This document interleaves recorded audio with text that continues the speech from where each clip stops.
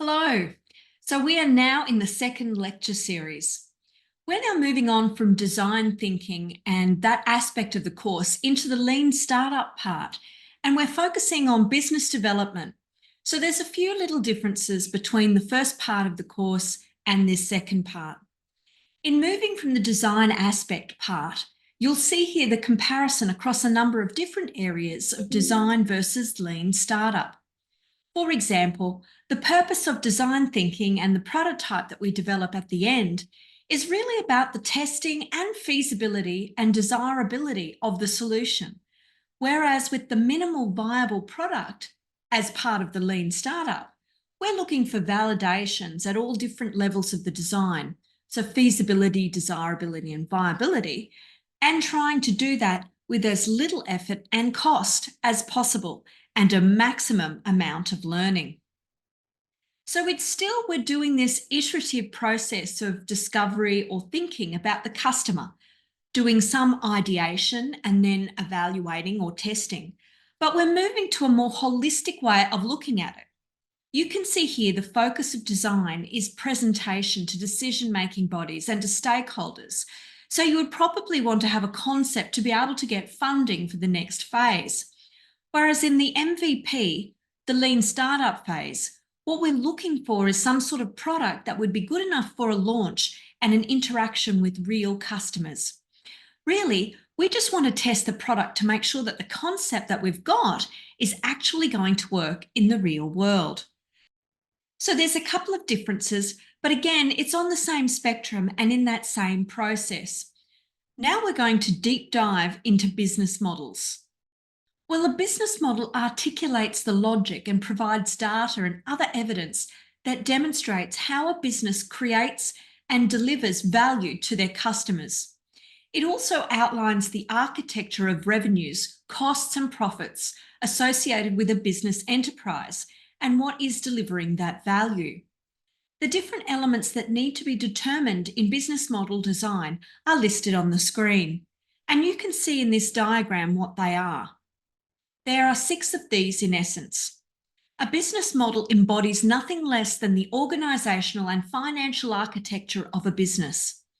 Business models actually became popular in the early 2000s. This was due to the emerging knowledge economy, the growth of the internet, e-commerce, outsourcing, and offshoring of many business activities, as well as the restructuring of the financial services industry around the world. The way in which companies started to make money was also very different to that from the industrial era or previous generations. Enterprises in the past had simply packed their technology and intellectual property into a product which they had then sold either as a discrete item or as a bundled package. However, this was changing during the time where there was a growing use of computers, and this also allowed low-cost financial modelling, and that facilitated the exploration of alternative assumptions about revenue and cost around a business. People began to also explore how they could capture value from delivering information services that users often expected to receive without charge. So it allowed individuals and businesses easy access to vast amounts of data and information. Customer power increased as comparison shopping was also made easier. So there were a lot of changes in the business world. In 2010, Thies wrote his first study, or what we believe was the first known obvious research study in academia, on the development of business models. Business models were basically assumed up until this point. Apparently, there were no puzzles really about how to design a business. Up until that point, it was simply assumed that if value was delivered to customers, they would pay for it.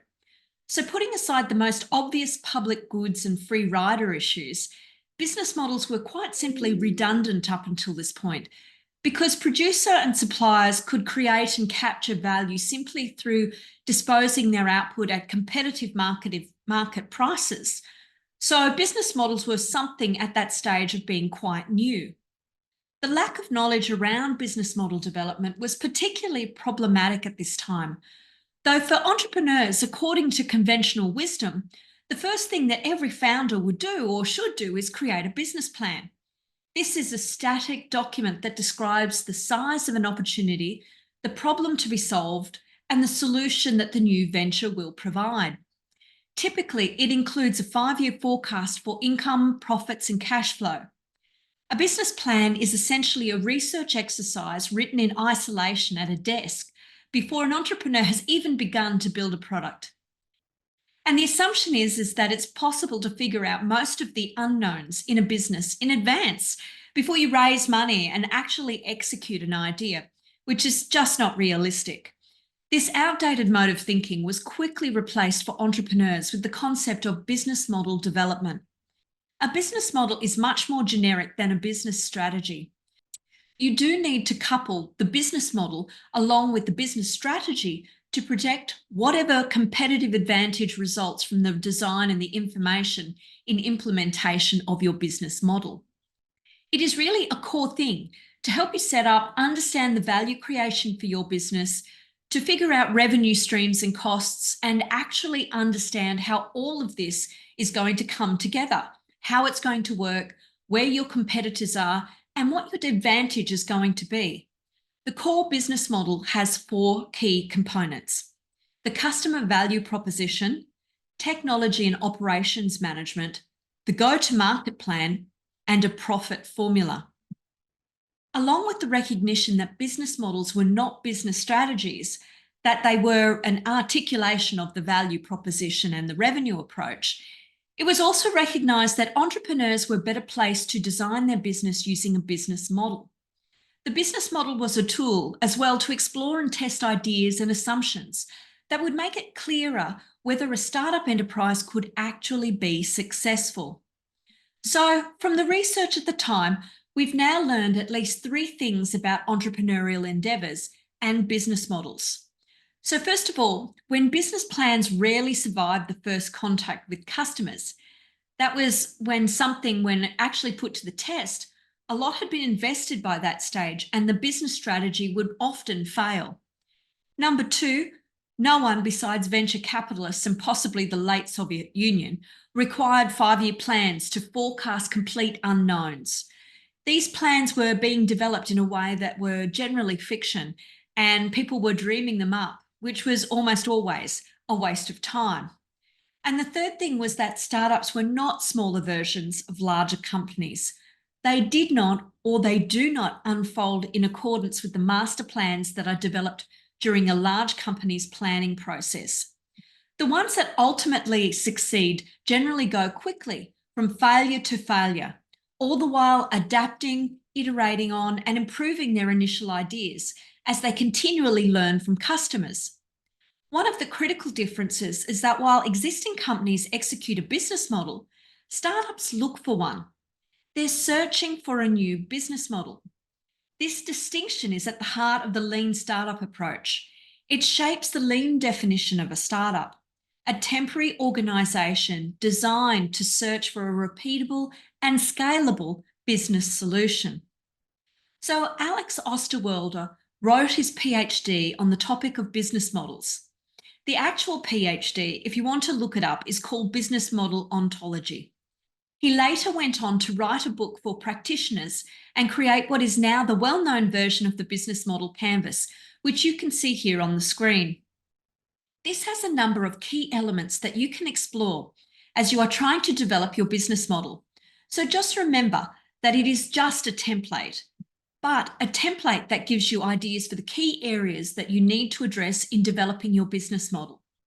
We also have a slightly different version that has been developed recently out of some work by Michael Lurick, and this is in his resource, a book called Design Thinking for Business Growth. It's a slightly different business model canvas, but it's targeted specifically at startups. So feel free to also look up that and use it as an alternative to the business model canvas. So every business plan begins with a set of assumptions. It lays out a strategy and takes those assumptions as a given, and then proceeds to show how to achieve the company's vision. Many of those assumptions haven't been proven at this stage and may actually, in fact, be erroneous. These are what we would call leaps of faith. It is therefore the startup's goal to test these kinds of assumptions quickly and hopefully cheaply as possible. Acting if these assumptions are true is a classic entrepreneur superpower. If they are true, tremendous opportunities await. How if they are false, the startup risks total failure. So you must aim to test these assumptions with sufficient rigor to support your confidence as an entrepreneur. It's important that you test and try lots of different experiments to ensure that your assumptions are actually true and correct and on the money. You may find that there are existing things called analogues or antilogues that you can actually observe to help you understand whether your hypothesis or your assumptions are actually correct. Venture capitalist Randy Komisar, who wrote the book Getting to Plan B, explained using an example of a Walkman being an analogue for Steve Jobs whilst he was exploring the iPod. With the iPod development, Steve needed to answer a critical question in his hypothesis about whether people would actually listen to music in a public place using headphones. This might seem like a really silly or nonsense question today, but back then it wasn't so certain. And when Sony asked that question, when they developed the Walkman, they didn't actually have an answer. So Steve Jobs had to understand how people would be willing or whether they would be willing to pay for this type of service, whether they would be prepared to pay for music and be able to use it on the go. So Napster at the time was the anti-log of his theory. Napster was popular because people were apparently, or in his questioning, weren't willing to pay for music. That analog then led him, or that anti-log then led him to address his business strategy in a particular way, and he had to test it further before he proceeded. He had to make a decision about how he was actually going to market and sell his product. But he actually believed, despite Napster, that people would pay for music. He made what he would call a leap of faith, and it was lucky he was correct. We now have all of these other wonderful products from Apple. So we need to be clear on what a startup actually is, and that a startup is very different from any other kind of business. It's actually a temporary business that is looking to find a model that is scalable. It makes sense that the tools that you would apply to traditional businesses then would not be necessarily appropriate for startups. They actually need their own tools. At its heart, a startup is actually a catalyst that transforms ideas into products as customers interact with products. They generate feedback and data, and the feedback is both qualitative and quantitative. The products that startups build are really just experiments, and businesses that are learning how to build a sustainable business out of those experiments. This is what a startup is. The Lean Startup method has 3 core steps that are iterative and look remarkably like the design process. So you have an idea, you build it out, which creates some kind of test product. You do some sort of evaluation or measurement, which gives you data that enables you to learn, and then you go back to your idea. And here is the design process, which is very similar. It's very much the same sort of thing where you're discovering, inventing, and evaluating. So these 2 types of processes are very similar and complementary. So what is the Lean Startup method? An entrepreneur translates his or her vision into falsifiable hypotheses. So a business model hypothesis. Your assumptions are turned into statements about what you believe to be possible, and then you test these hypotheses with a series of minimal viable products, or MVPs. These use things like what we call a smoke test, and they're usually really just trying to get a feel for whether this is on the right track. You're trying to determine whether your statements are correct, and they often don't require a fully developed MVP. They may actually have things that are just place markers or things that can simulate potential buyers actually showing interest in your product or purchasing your product. An MVP represents the smallest set of activities needed to disprove a falsifiable hypothesis. Being able to have a falsifiable hypothesis means that you're looking to disprove that hypothesis, and you need to see the outcome outside of the tests, whether you should persevere with your idea if your hypothesis has not been proven, but even if you still feel that it's valid. If it hasn't been, if it's invalidated, you might want to pivot and revise your actual business model, or you can choose to do nothing and potentially close the business or discontinue the idea, which is essentially the perish concept. If all of the key initial assumptions are validated, then you have a value proposition market fit, and you can start scaling and building your company. But really, does that just happen as simply as that? So the lean startup process has actually got a number of steps. At step 1, you're developing a vision, and you need this at a higher level before you can actually create a business model hypothesis. You will be looking at a problem that you will want to address and developing a potential solution for that problem. You'll also be probably developing some other tools or concepts through an ideation process. And you could probably go back to the design thinking and look at the ideation process of actually how you develop that. You then move on to step 2, which is translating the vision into the hypothesis. So having developed the vision, you need to translate these into falsifiable business model hypotheses. A business model should involve an integrated array of distinctive choices, specifying the unique customer value proposition and how it will configure whatever activities that you are going to have be done in the business. So to actually deliver that value. You also want to be able to see what the cash flow formula is. So that can be developed after you have done your very specific types of tests, testing the validity of your hypothesis. You want to maximize the learning that you're doing at this point too, in comparison to the amount of effort that you actually have to put into the process. You also want to learn early while it's low fidelity and cheap. So fail fast whilst it's cheap. Fail early, fail often, and learn from that process. You can use traditional processes like market research for this, focus groups, etc. But often the process is much simpler and actually just talking to customers, having interviews, seeing how they operate. After you do that, you go into step 4, which is prioritizing tests. You need to do this, then decide which tests you want to do and how to sequence them and which ones are the most important, because you may not have unlimited funds or capability to be able to test all of your different assumptions. So you want to be checking to see, for example, with your idea, it might have already a patent against it. You need to check this. You may actually want to go and investigate yourself or invest the money to have a patent search done, which is typically about, say, $2,000. Step 5 is then learning from the tests that you have conducted or the research that you've also done. And you evaluate the feedback that you've got from the MVP. Check that you're not getting false positives or false negatives, which are also issues that could happen going through this process.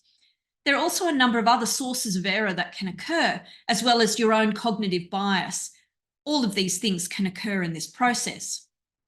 In step 6, based on whether your hypothesis have been validated or not, you'll be making a decision about whether you want to persevere with the existing MVP or whether you actually want to change direction, or even whether you want to close these things.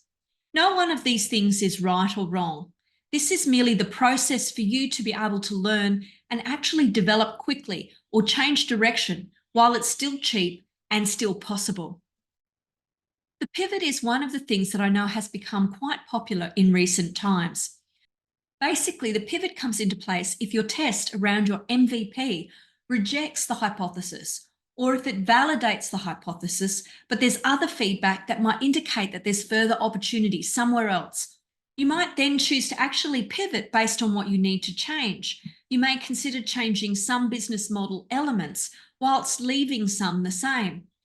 All of this is possible, but you should consider it after you've done some of those initial tests.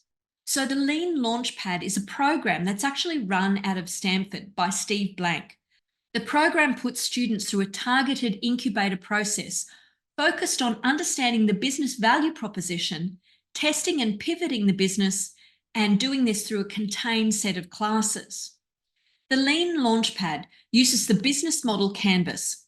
The first bit is actually looking to understand whether you have a product market fit, whether the customer is looking for a product, and what that value proposition is. So that is the first thing that you'll be doing using a business model canvas. You need to work out how you think you'll be able to make money from your idea. You'll be looking at revenue streams. Then you'll also explore who your key partners are, because developing any kind of startup, it's rare, if not, I think, completely highly unusual for a startup to not have other partners. They actually exist within an ecosystem, an innovation ecosystem that is often created by the entrepreneur. So you need to explore who your key partners are and how they will work with you. So then you'll be looking at the cost structure. What is it actually going to cost you to run this business? And is it going to make a profit? So finally, all of these elements come together to address three key elements. I know we have talked about these previously, and these are feasibility, desirability, and viability. These elements are all covered in the business model canvas. Entrepreneurs often focus on the first question in this statement here. So can a product be built? But they generally fail to correctly address the market risk and the business sustainability risk. This is potentially the greatest risk to everyone in this course as well. We shouldn't be thinking about whether the product can be built. We will work that one out. But really, should we build this product? And can we build the product in a sustainable kind of way? So this is generally the most common area where startups fail. So you can see here that a large number of startups fail due to problems with the business model development. So there was no market need, a lack of a business model need. They didn't pay attention to their customers. They ignored their customers. The pilot has gone bad, and then they're facing a problem with financing, and they failed to pivot when they actually had an opportunity or an understanding of something that needed to be changed about their MVP. So these are all things that need to be considered by new entrepreneurs, and the Lean Startup model is meant to help you address these. So it's not always the fault of the founder in why a business fails. There are a couple of different mistakes that are quite common. The first one is to fail to engage the right stakeholders. As I said, an innovator or an entrepreneur rarely does this on their own. They really need to have the right environment and the right people around them to ensure that they are successful. The other one is where they've moved or rushed into an opportunity without actually testing to make sure it's the right time and place and the right environment. It's really important to do customer interviews and research. If you don't do that, you're going to be in considerable trouble, probably further along the way. Unfortunately, many entrepreneurs who actually say that they do lean startup still don't necessarily include all of the different components in the way that they operate or in their method. So it's really important that you get customer feedback on the concept, the problem, and the definition. You really do need to get that problem definition correct. Conduct rigorous interviews with potential customers and resist the temptation to pitch a solution or tell them what the answer should be. You're actually looking for them to uncover the problems, not tell them how to fix it. Once priority customer segments are identified and you've gained a deep understanding of their unmet needs, brainstorm a range of solutions, prototype, iterate these, test these. Then you'll start to see the dominant design emerges. With the MVP, you want to put the product in the hands of real customers and actually get them to use the product to see how they feel about it and whether they would pay for it. So we'll just go through the steps now for each of the Lean Startup process. So first of all, framing the hypothesis. There's two parts to testing your assumption and actually developing your hypothesis. So you need to have a value hypothesis, and this will test whether a product or service really delivers value to the customers when they're actually using it. And the other one is growth and measurement hypothesis, which tests how new customers will discover a product and service and whether they'll pay for it. So using the business model canvas, you're basically guessing. You're guessing at different segments around key partners and activities, what your value proposition is, and you're documenting those guesses as hypotheses. You will need to have a look at each of the questions that are there to be answered in the business model canvas, and you can see that there are a number of those in each segment that you would like to address. you can actually use the business model canvas as a milestone, assumption, or progress table. Milestones, whilst you're doing this, are critical. Even though we're using an iterative or agile approach, it doesn't mean we don't have a plan or some sort of repeatable formula. You want to be able to test your assumptions at specific points in this process. You also want to make sure you don't overdo this. So try to be objective about which ones are prioritised and for which ones you need to test assumptions and whether they've worked or not. You then need to move on and test further ones. You should only execute, as in build out, once you've been able to validate the important assumptions and make sure that you are on the right track. You can use the business model canvas to then test some of those and actually plan it out. So for example, it is not just a single static canvas. It can be something that's used week after week as you're actually going through the process and testing your hypothesis. So you can see here, we've got it displayed as a weekly scorecard. Here's also an example of how you could capture some of the outputs in a milestone assumption table. You can see on the first line that we've got the customer discovery phase, and we're saying that there might be a hypothesis that we've got. We want to test X, that there's a problem with or needs Y. There are pains and gains that are a particular thing that certain customers are unhappy with. The existing solutions are there because of some reason. All of these things we would want to document, and then we would note these in the types of tests we would like to perform to actually see if that thinking is valid. So here is an example. We have 42 interviews with startups, and then we might complement that with secondary data. So we're actually using the data to examine our hypotheses. And then at the end, you would note whether it was validated or not, and whether you want to continue on or change direction. And you can do this at every step in the actual process.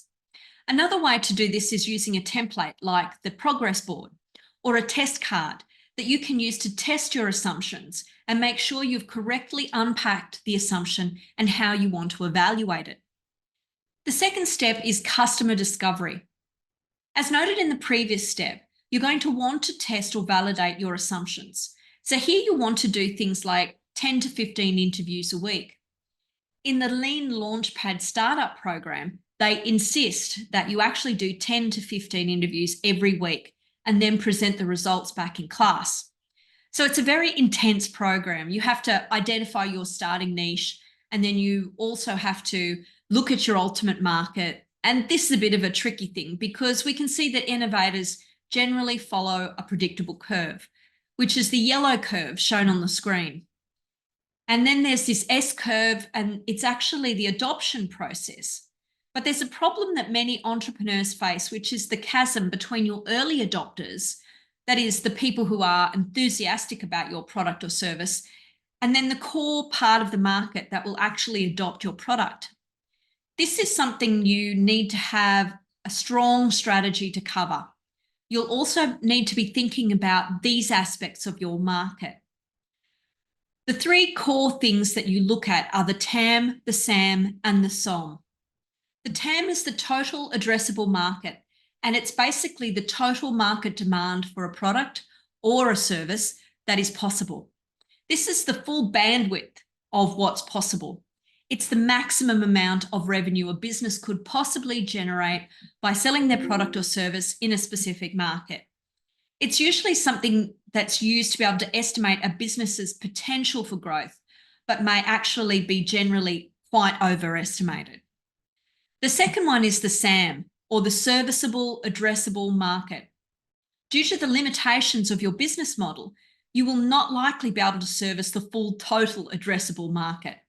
This is more likely to be focused around a smaller subsection that might be more targeted depending on how your product fits the market. So this is the final one, which is the SOM, the serviceable, obtainable market. So unless you're a monopoly, you most likely won't capture 100% of your serviceable addressable market. It would be almost completely impossible to convince an entire market to only buy your product and service. But it's happened. And that's why it's crucial to also measure your serviceable, obtainable market to determine how many customers would realistically benefit from buying your product or service. The SOM is the most useful for businesses to determine short-term growth targets. So here's an example of one that I had for my business, SparkTank. You can see here that the TAM is the collaborative software market, which is a market of $53 billion. Potentially, the area that I'm focused on is the idea and innovation management market, which is a much smaller market, or the part of the market which is around about $3.5 billion, expected to be that in 2027. My specific focus, however, is the idea generation part of that market rather than the innovation management. And that's really a market of around 900 million. So you need to consider a number of these types of factors. Uncertainty about a solution, as well as brand equity, can really affect the venture, as well as customer relationships and other sources. So in comparison to what managers in an established corporation have. So in comparison to managers in an established corporation, entrepreneurs face much bigger marketing challenges when it comes to actually getting their market fit. You often need to have a very strong go-to-market plan, which specifies how a new venture will address these challenges. The plan will focus on several things like what is the mix of direct channels you'll use, what indirect channels prospects are there, how will you configure and deliver products, are you going to provide after-sales service, and so on. Is there any margin that your channel partners will require? Are you going to grant exclusive distribution rights with anyone? You'll also need to consider what is the expected lifetime value of a customer, what an average customer acquisition cost will be, so the CAC and the ELV will need to be addressed. So you want to look at what is there, a mix, for example, of free and paid demand generation in whatever product you're potentially putting together or service. Are you going to be using things like mass market or targeted marketing? Are you going to give out product samples? Are you going to have a freemium model? What is your pricing going to be for all of these things? You need to think about how you're going to make sure that there is this ongoing product market fit. If a venture is fundamentally using a particularly new product, you're going to find it even more important to address the chasm between the early adopter and the mainstream customer segments. You're really going to have to target some of these things to be able to ensure that your product does make it across that growth curve. So here is the product market fit. Generally, we use the value and proposition canvas to be able to unpack that. You can see here that the value proposition canvas has two parts to it. It covers two parts of the business model. So the customer segments and the value proposition, and by aligning these two, you can see whether you've got a product market fit. Use the value proposition canvas to ensure that it fits with your target segment and your value proposition is appropriate for that target segment. It's an iterative process of testing experiments to ensure that you've understood the assumptions and whether they're valid or not. So here is the value proposition canvas, and you'll see that it's depicted here with the square to highlight the value map, which generally aligns to the value proposition part or the key value proposition on your canvas. And then you've got the customer profile. You're actually looking to understand what are the pains that your customer has and what are the obstacles or the problems that they have. What are the potential gains? What are the opportunities? And you're also looking at what are the customer jobs, the tasks or the activities that they need to do with your product or service. How is it actually going to help them? Then trying to map back to those pains and gains and the tasks. What are the possible pain relievers? What are the things that your product might be able to create or support to overcome the pains that is in their experience or overcome the obstacles in their experience? Similarly, with the gain creators, how are we going to leverage or enhance the opportunities that are there? Finally, the products and services you'll be offering to address the jobs that they're doing.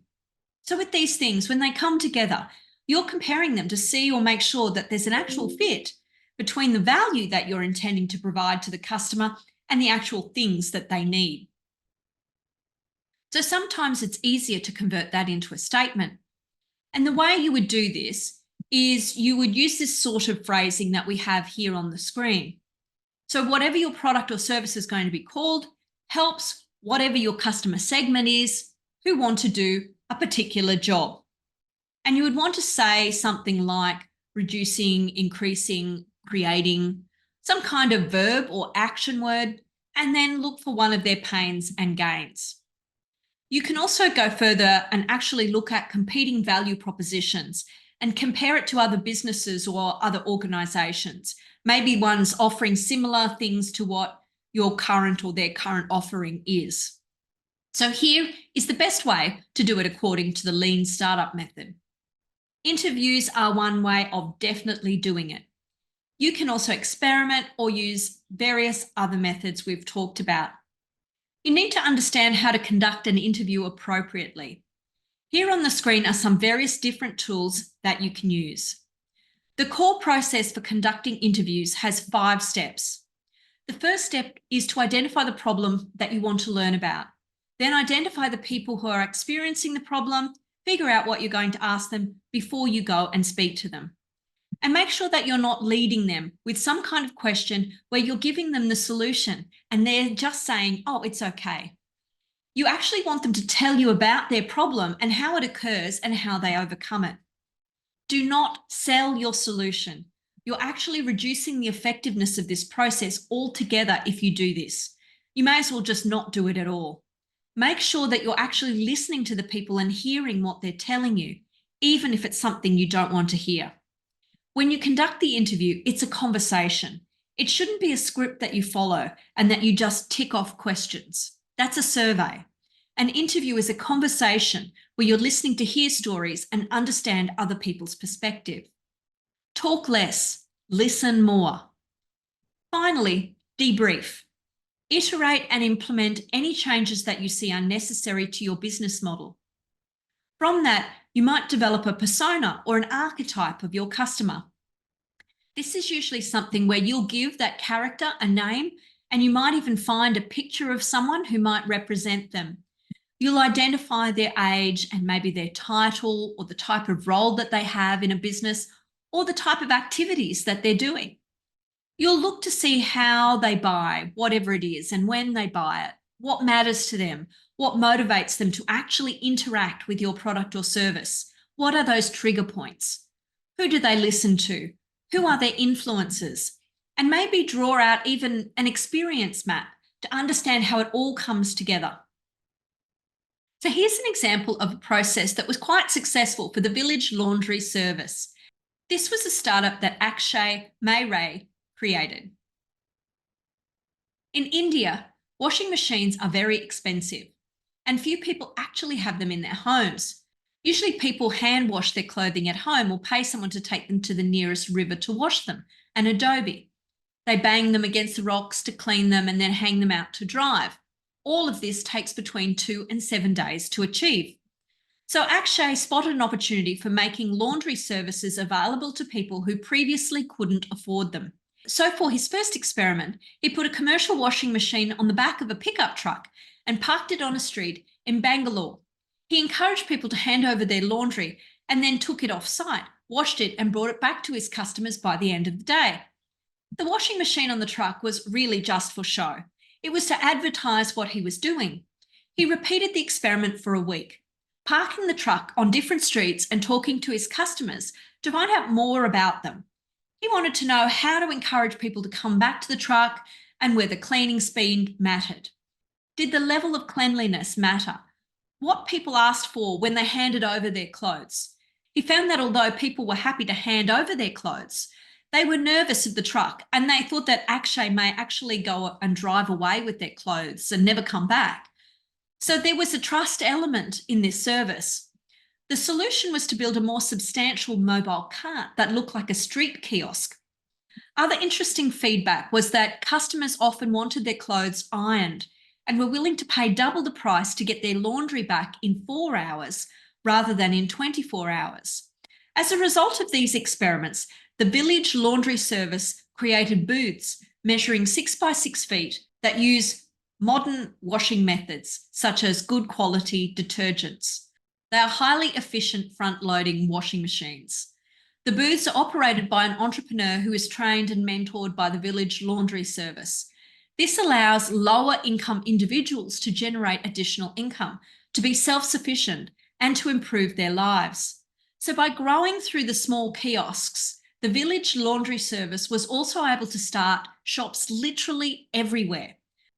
Just like the neighbourhood Adobe, the Village Laundry Service came at around 50 rupees for a kilogram, meaning it was also widely affordable for most people.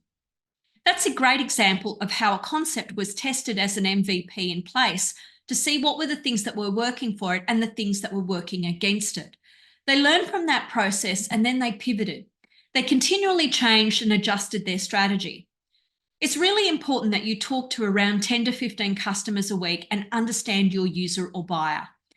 You need to know what is their wants, their needs, their behaviours, and figure out why a current solution to whatever problem they're having doesn't already exist. Because this might also be a determining factor in why anyone previously has failed. And you certainly want to know about that. So the next step is to ensure that you have continual revisions to the MVP based on customer discovery. Here's an example of one of the startups that are in the Lean Launchpad program. We can see here that over a week, they were able to very quickly put together a very rough prototype, but a prototype that would work in place. This is actually the Carrot Bot. And you can see here that on Wednesday, they'd started doing drawings of what it was and they were going to construct. By Saturday, they've started pulling together a build based on diagrams. By Tuesday, they're actually able to go out into the field and potentially launch. Here we have the Carrot Bot in a week's time out in the field and being able to be tested to see functionally why it works and where it doesn't, and any other issues with someone using it. These are the things you need to be thinking about so you can wireframe or do an MVP. You can also do things like take footage, take photos, have people actually trying to perform the task with your MVP. You then analyse these findings and you could even put together some footage to compare and discuss with the rest of your team what's been successful and what hasn't. Physical prototypes really help. If your concept is something that's digital, using a paper prototype is really good. But if you've got something that's physical, even just coming up with something very crude and asking people how and why they would use it, putting it in their hand can actually make a big difference in understanding the size and the nature of what the product is and what they're going to be doing with the product. Constantly reflect on your learning. This is one of the most important things about doing this kind of work. Think about what is happening, absorb the feedback, and then try to make some kind of iteration or translation of what it is that you've heard. You want to know what we did, what we found, what we learned. What's next?